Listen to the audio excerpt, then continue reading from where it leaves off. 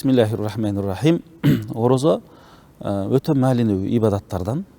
Адам баласы орозону кармоо менен өзүнүн жан дүйнөсүн тазалайт, Кудайдын буйругун аткарат, көптөгөн жакшы ибадаттарды аткарып калат, өзүнүн акыл пикирин тунартат, Кудайга жакын болот.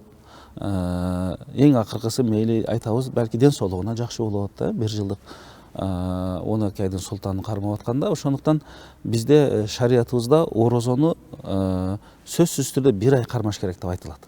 Мусулман календарында 1 ай кеде 29 болот, кеде 30 күн болот. Ошону толук кармашыбыз керек. Ал эми кеде суроо берилгенде башында 3 күн, ортосунда 3 күн, аягында 3 күн кармаса боло береби деген суроолорго биз айтабыз, ал такыр болбойт. Башында аягында 3 күндөн кармаганда бул 9 күн эле кармады болот. Калган 21 күн ал жакта карыз болуп калып калат. 21-ден андан кийин тутуп бериш керек болот. Мына ошондон карыз болгондон көрө Кудай ден соолук, алты сан аман болгон учурда биз ошону толук кармашыбыз керек. Башында 3 күн, аягында 3 күн, ортосунда 3 күн эле тутуп койсо жетиштүү экен деген бул туура эмес. Сөзсүз түрдө биз толук орозону кармашыбыз керек.